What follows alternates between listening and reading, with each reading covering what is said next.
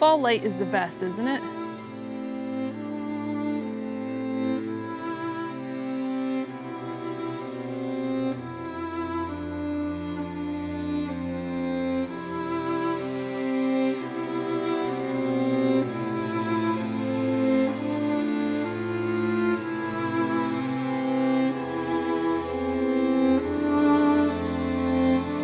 Yeah, the sun gets really low. Everything turns a little white or a little golden in the morning.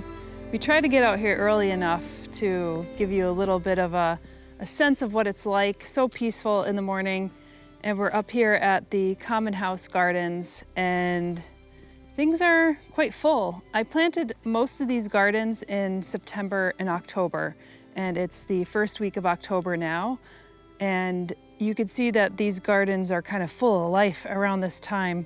Maybe when the sun comes out, you'll see all the bees. They're still on the pycnanthemum. This one is the Lespedeza thunbergii Gibraltar, which is a bush clover.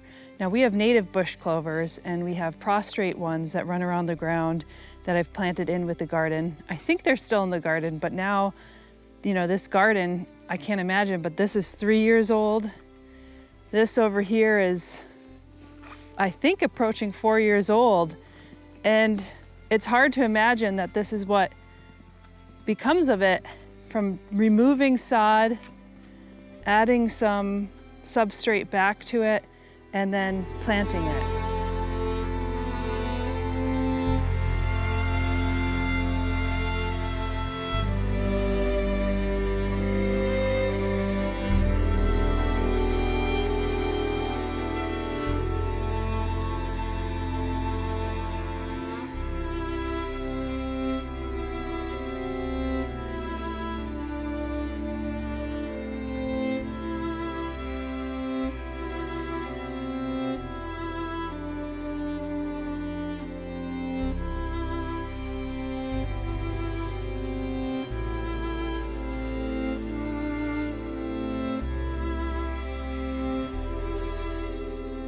We've actually just hit our 5-year mark here at Flock, so I'm kind of in more of that reflective mood of what have we all accomplished. And I think like usually at the end of the year, we kind of stop and take inventory of what we've been able to do. But I don't know, these are kind of my favorite times out in the garden, that transition between summer and fall.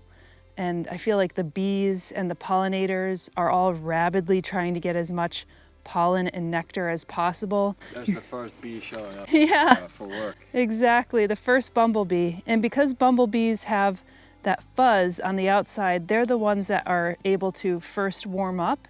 So it'll be a little while, probably not until 11 a.m. here, that you'll start to see the honeybees and also the monarchs. We still have monarchs here. And I'm so glad we planted some of the late blooming liatris because they're loving it. They're using asters as a secondary. And you can see even the Vernonia is just starting to come out.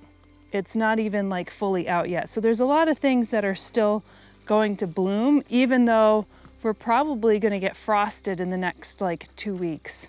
I may mention that I did an episode on thugs in the garden, and definitely have some thugs in the garden.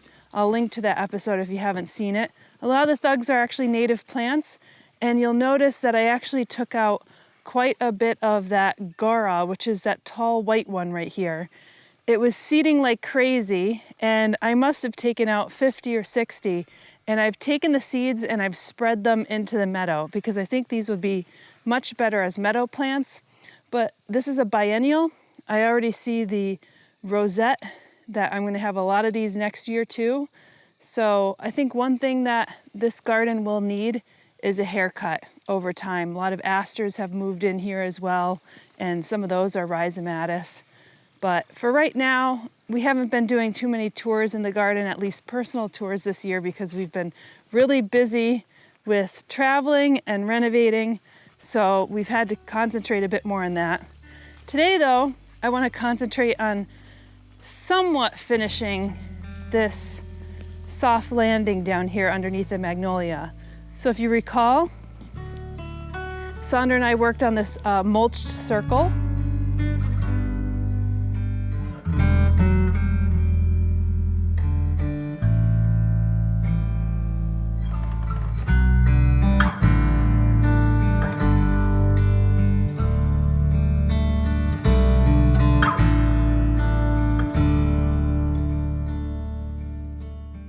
I think folks are now looking past mulch circles. Even though I really like mulch circles, it looks very nice, very modern. We're starting to add some more plants under there because if there are insects in the tree, particularly if it's a tree that insects like to eat, they want to drop down into the duff layer, into the leaf layer, and bury themselves in there. Sometimes they overwinter there, and that also becomes a nice food source for small wildlife and for birds. And I planted geranium, Biocovo, and then also Bevan's variety. So these are like small geraniums, and kind of ran out of them. And then I started planting some campanula. So these are all pink flowers. I wanted to keep with the pink theme because this is a Magnolia and it has a nice pink bloom.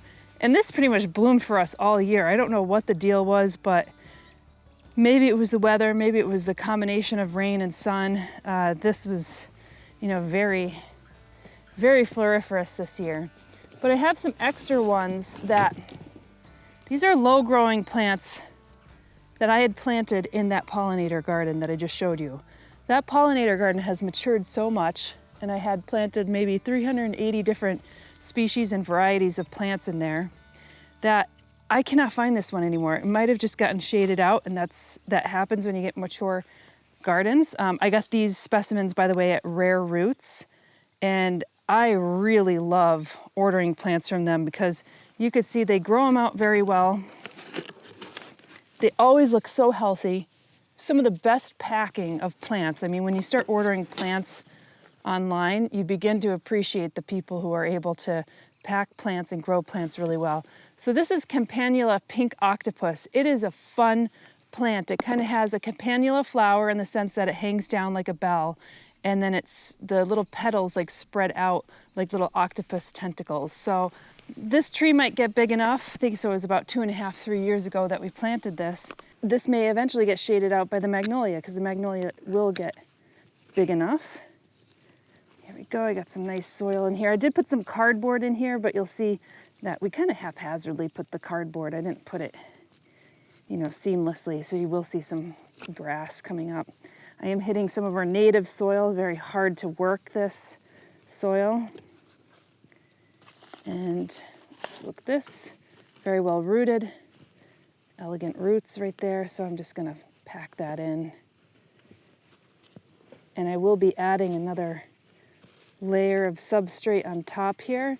And the other thing that I'm gonna be doing is planting some bulbs. Before I get to that, I wanna show you this one. This is also one that we planted in the pollinator garden. This comes out later or early in the spring. And it is in the pollinator garden. I did see it this year. And this is Phlox stolonifera home fires. So this is one of our native phloxes. And stolonifera probably means that it starts to travel by stolons. So those are little stems that kind of stick out, and then it roots around the ground. But again, has a nice pink, slightly magenta color to it. And the geraniums eventually will spread out, and maybe they will also cover up some of these plants. Look at that, really nicely well rooted. Love the substrate that they're using. It kind of matches right in with the mulch that we're using here. And I'll probably water this in afterwards. You can see. I've been double timing with these gloves. Yeah. Yeah, I've been painting the chicken coop, or staining the chicken coop. You painting the chicken coop or your gloves? Both, I guess. So I've been cheating. Indeed, there is.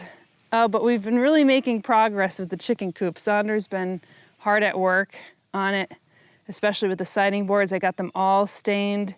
It's looking so good. And fingers crossed, we're hoping that we could finish it by the end of October. We'll see. We'll see. Can't cross my fingers with these gloves on. Now, these are the tulips that we got from Color Blends. We were going to plan on planting maybe some of these underneath the wildflower sod. These could have worked, I think. They're just small enough that I think that we could have tossed these under the wildflower sod if we got them in time. We didn't. I mean, it's not on Color Blend's part. They got these out as fast as they possibly could. The wildflower sod just got sent earlier than expected. I was expecting it in October, but then we ran the risk that if we got the wildflower sod in October, it would have been maybe freezing temperature by then, which normally in this part, freezing temperature could happen at the end of September, but it hasn't been happening that way. But I'm glad we got the extra time to grow the wildflower sod out. What I'm going to do here is plant these very densely. So this is Tulipa honky tonk, and this one gets to about 10 to 12 inches, and it has this really beautiful buttery yellow with a blushing pink. And so these are pinker flowers, but I like that little pop of yellow, but not an aggressive yellow. It's very demure. It is like a pastel-y yellow, and it's not too big of a tulip. And I like that idea of having some more of these tulips. I'm going to put 2 per hole.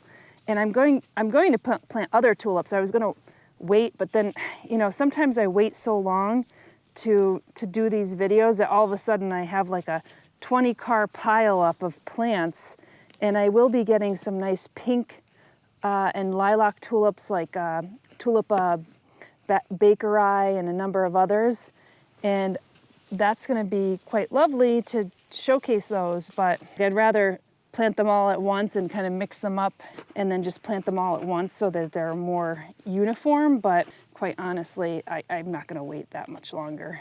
And when you get bulbs, they could come at any point in time. I'll probably be getting the other ones in October as well.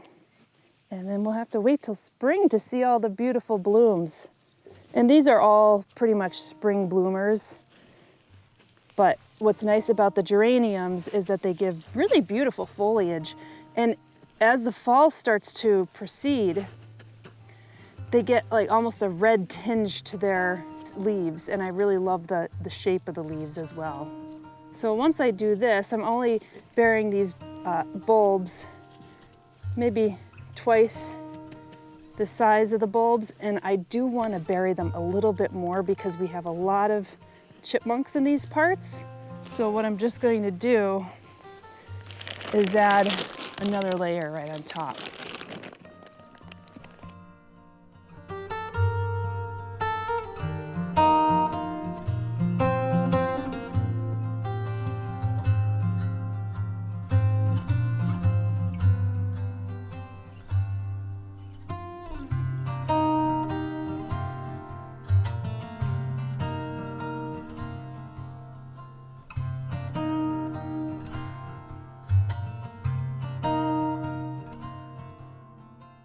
And I'm sure we'll still have chipmunks kind of burying their peanuts here, but I just want to give a little extra cushion for the winter to protect those bulbs and to protect the roots of the tree and the plant. And that's one of the tasks that we're going to be doing today. There's so many other garden tasks to do, especially between that transition between summer and fall. So I'm going to get on this, and then there'll be other little garden chores that I will show you along the way. And then you'll get a sense of like what the garden looks like also during this time, which is one of my favorite times to be in the garden. So I'll see you in the next episode. Bye.